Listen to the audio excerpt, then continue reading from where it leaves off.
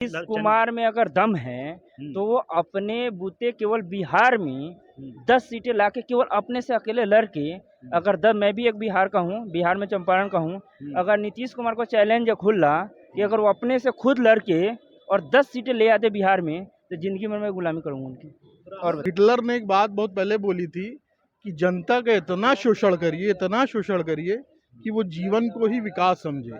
अभी क्या है कि लोग बस जीवित हैं, यही उनका विकास है। नहीं है भाई अगर मेरा बाप मुझे पढ़ाया लिखाएगा नहीं, जिम्मेदार कौन होगा? बाप होगा ना। अगर आपके हाथ में बाप आप पढ़ाए लिखाए बाप भेज रहे हैं, बाप पैसा दे रहे हैं, आपको भेज रहा है, आप आए हैं यूपी से, बाप आपको दिल्ली में भेज रहा है पढ़ने लिखने के लिए, बाप तो पैसा दे रहा है आपको, आप यहाँ के गान मरवा रहे हो, पार्किंग कर रहे हो, पार्क में लौंडिया घुमा रहे हो, बाप जिम्मेदार है? बाप जिम्मेदार है? इस वक्त हम दिल्ली के नेहरू पैलेस में मौजूद है। जैसा कि आपको पता है कि 2024 का शंखनाद हो चुका है। सभी राजनीतिक पार्टियां अपने अपने हिसाब से रणनीति अभी से ही बनाना शुरू कर दी है।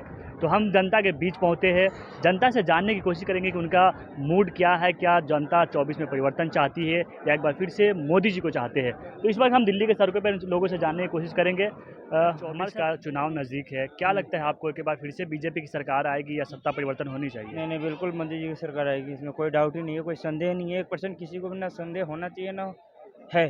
1% भी संदेह नहीं होनी बिल्कुल चाहिए। नहीं होना ऐसा चाहिए। आप इतने कॉन्फिडेंस के साथ क्यों कह रहे हैं कि मोदी जी की क्योंकि सरकार? उनका कोई ऑप्शन नहीं है ना, कोई कि पूरे हिंदुस्तान के लोगों को ये समझना चाहिए कि उनके अगेंस्ट में कौन है, कौन ऑप्शन है, और कौन इतना 9 सालों में जो तरक्की हुई है इस देश का, जो बाहर के देशों में जो रुतबा बढ़ा है, जो भी हुआ है, तो इस कौन कर सकता है, और उनके अगेंस्ट में कौन है, कौन कर सकता है? ये लोग नीतीश कुमार ताल ठोक रहे, केजरीवाल है, ममता बनर्जी, अखिलेश यादव है, सब कह रहे हैं कि नीतीश हम कुमार में अगर दम है तो वो अपने बूते केवल बिहार में 10 सीटें लाके केवल अपने से अकेले लड़के, अगर दम, मैं भी एक बिहार का हूँ, बिहार में चंपारण का हूँ, अगर नीतीश कुमार को चैलेंज है खुला कि अगर वो अपने से खुद लड़के और 10 सीटें ले आते बिहार में तो जिंदगी में मैं गुलामी करूंगा उनकी।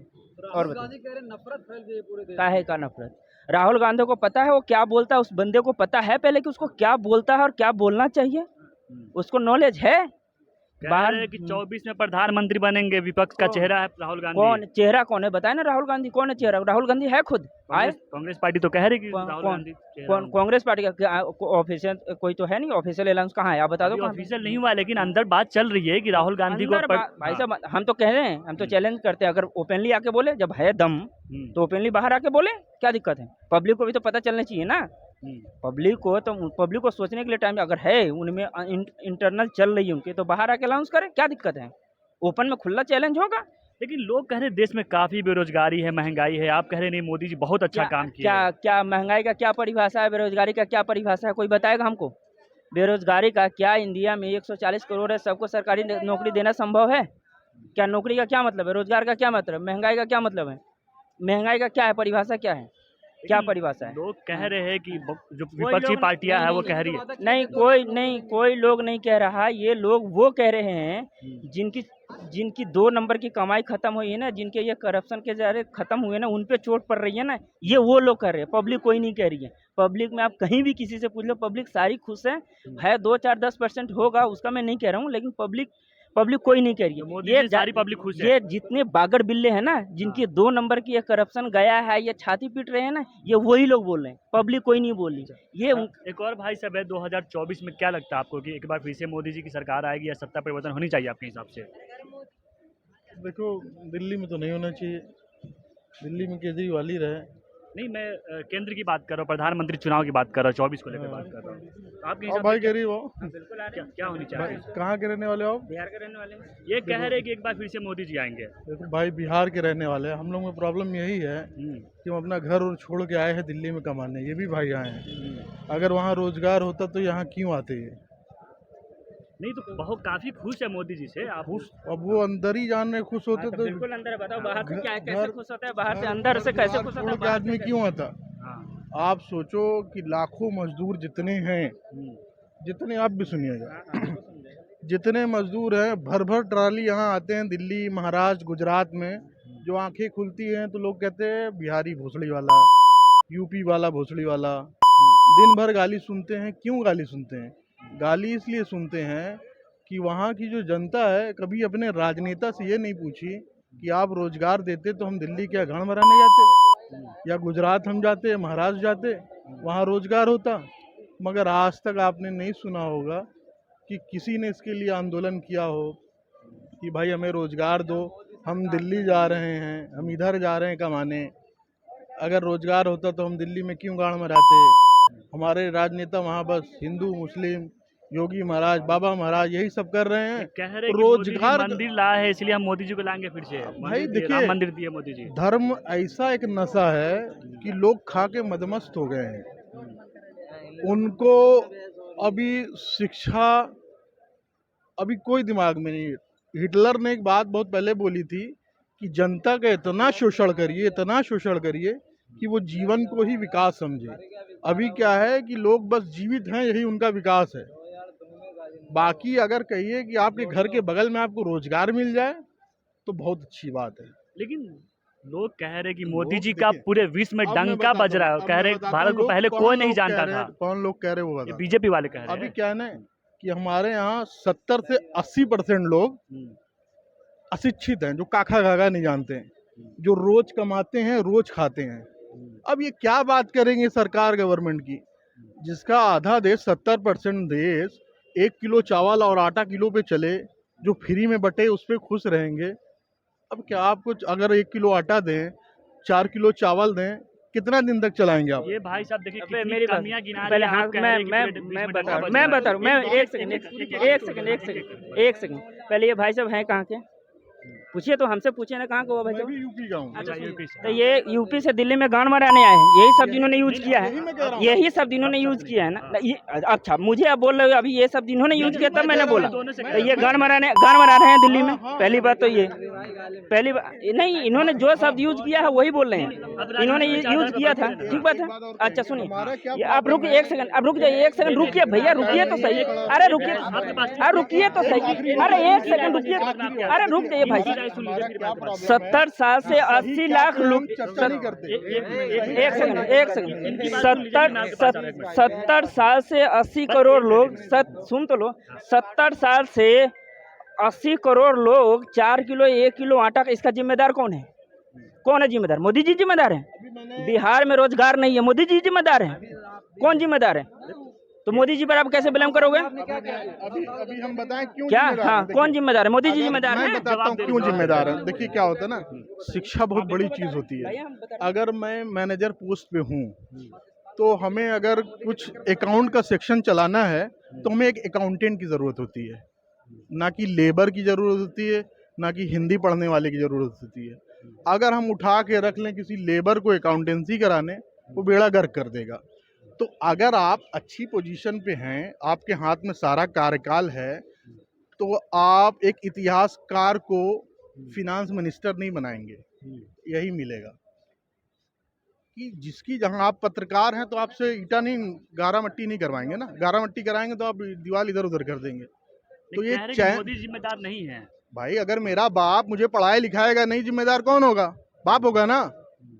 अगर आपके हाथ में बाप आप पढ़ाए लिखाए बाप भेज रहे हैं, बाप पैसा दे रहे हैं, आपको भेज रहा है, आप आए हैं यूपी से, बाप आपको दिल्ली में भेज रहा है पढ़ने लिखने के लिए, बाप तो पैसा दे रहा है आपको, आप यहाँ के गांड मरवा रहे हो, पार्किंग कर रहे हो, पार्क में लौंडिया घुमा रहे हो, बाप जिम्मेदार है?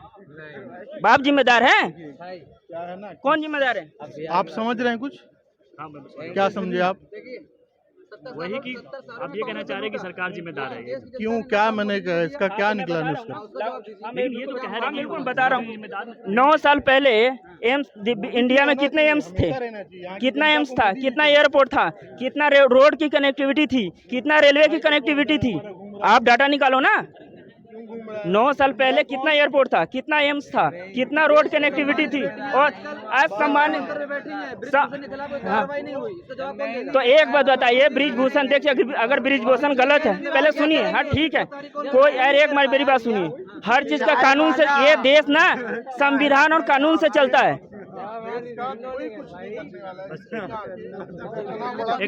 क्या लगता है, इधर आइए। मैं कह रहा हूँ 9 साल पहले पाकिस्तान क्या कश्मीर मांगता था, जब से मोदी जी आए हैं वो रोटी के लिए तरस रहा है, ठीक है। तो किसके चक्कर में? मोदी के चक्कर में तरस रहा है ना रोटी के लिए आज की डेट में। पाकिस्तान के बर्बादी का जो हाल हुआ है वो मोदी जी के चक्कर में हुआ है। मोदी के चक्कर में, वो तो उनके करने के चक्कर में हुआ है। वो तो उनके करने के इसमें चक्कर में मोदी जी का क्या योगदान है? मोदी जी का बहुत ज्यादा योगदान है इस देश को। देखो एक बात कह रहा एक हूं योगदान मैं, बताइए। 70 साल से आप देख रहे हो कभी भी ये जो उरी जो मूवी बना है, कभी ऐसा एक्शन लिया गया था? मोदी जी के आने के बाद ही ऐसा एक्शन लिया गया है ना इंडिया में, कभी ऐसा? इंदिरा गांधी को भूल गए क्या? पाकिस्तान को 2 टुकड़े कर दिए, आप यूरी की बात कर रहे हैं। भैया 90 लाख सैनिक को लेके जाके उल्टा वापिस छोड़ के आया, कह रहे हो कि 2 टुकड़े कर दिए। वो 2 टुकड़े किए होते ना सही में, तो वो कश्मीर जो उनके पास है उनके पास नहीं होता, हमारे पास होता। समझे? आप मानते कि इंदिरा गांधी ने पाकिस्तान के 2 टुकड़े नहीं किए हैं? नहीं किए हैं उन्होंने, किया किसने बनाया? नहीं सुना, किया होगा, लेकिन उसकी नीति बिल्कुल गलत थी। वो अगर सही डिसीजन ली होती ना, तो जो जिस पाकिस्तान के वो कश्मीर के लिए हम स्ट्रगल आज कर रहे हो ना, तब नहीं कर रहे होते। समझ गए? अच्छा चलिए, मोदी जी को आनी चाहिए 24 में। हाँ 2024 में मोदी जी को आना चाहिए। ऐसा क्यों लगता है आपको कि मोदी जी को फिर से आनी चाहिए? 9 साल उनका कार्यकाल रहा, 1 साल बाद 10 साल हो जाएंगे उनका कार्यकाल। जो भी है, जो स्ट्रॉन्ग फैसले हैं उनके, उस स्ट्रॉन्ग फैसलों से मतलब कहीं न कहीं 2 स्ट्रॉन्ग देश फैसले को बताइए। देश मजबूत हुआ है। 2 स्ट्रॉन्ग फैसले बताइए मोदी जी का, जिनसे आप काफी खुश हैं। देखिए ऐसा है कि महंगाई से या काम धंधा नहीं है, लोग त्रस्त जरूर हैं, लेकिन अगर जो है इनके कुछ कड़े फैसले नहीं होते तो हम भी श्रीलंका और पाकिस्तान की तरह हो गए होते। जातिवादी का मैटर है। 2 बड़े फैसले बताइए ना। दो बड़े फैसले यही है अपना, जो कि मतलब उनका क्या कहते हैं, जो भी देश हित में जो भी कड़े फैसले वो ले रहे हैं। लेकिन चाचा आप कह रहे हैं कि जनता त्रस्त है, लेकिन मोदी जी ने काफी ऐसा हमारे पास कोई विकल्प नहीं है, ठीक है ना, इसके अलावा कोई विकल्प नहीं है कि मतलब न चाहते हुए भी हमें इन्हीं को लाना पड़ेगा, क्योंकि और कोई चेहरा है नहीं। और आपको भी क्या लगता है? नहीं, सही बोला सर ने, ना चाहते हुए भी लाना पड़ेगा, क्योंकि ये 2 फैसले इन्होंने बता नहीं पाए। 2 फैसले वही है, जातिवादी उन्होंने एक फैला दिया है पहला। क्योंकि आज हम अगर किसी से बात करेंगे ना, एक अब ठाकुर हो गया, ब्राह्मण हो गया, हम यूपी से बिलोंग करते हैं, तो वहाँ हम अब जाति देख के बता देंगे ये किसको वोट देगा। ठीक है, अब 10 खड़ा कर दोगे ना, सिर्फ सरनेम बता दोगे ना, मैं 80% बता दूंगा ये किसको वोट देगा। क्यों?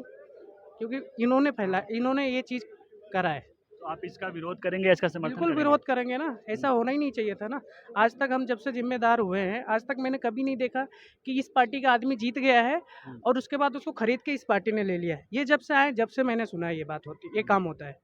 चाचा कह रहे 24 में आ रहे फिर से मोदी जी। आएंगे, उन्होंने बोला ना, ये एक वो है, क्या बोला था लास्ट में आपने, एक वर्ड बोला था ना, मजबूत फैसला लिए। नहीं मजबूत फैसला नहीं, मजबूरी में करना पड़ेगा। अच्छा, ना चाहकर मजबूत ना चाहते हुए भी उनको वोट देना पड़ेगा। लेकिन आप लोग कह रहे ऑप्शन नहीं है, नीतीश कुमार उधर ताल ठोक रहे हैं, सारे विपक्षी पार्टी को इकट्ठा कर रहे हैं, ममता बनर्जी है, अखिलेश यादव है, ये सब ऑप्शन नहीं है ये? अखिलेश यादव है ना, तो वही बोल रहे हैं, ना चाहते हुए भी कुछ जगह बूथ कैप्चरिंग होती है आजकल, वो बताते नहीं है भाई साहब। अच्छा, वो बताते नहीं इधर गाँव में होता है। अच्छा, हाँ, हम यूपी से हैं, हम बता रहे हैं इसलिए। तो आप कह रहे हैं कि मोदी जी बूथ कैप्चरिंग करके या फिर ईवीएम में घोटाला करके जीत रहे हैं? कहीं इतना भी नहीं है। अब ये यहाँ सारे हिंदू होंगे लगभग 20% या 10% होंगे मुसलमान, नहीं तो भी नहीं होंगे यहाँ। ये अगर मुद्दा उठाओगे ना, तो हम कोई भी, अगर समाजवादी होगा, कोई कांग्रेसी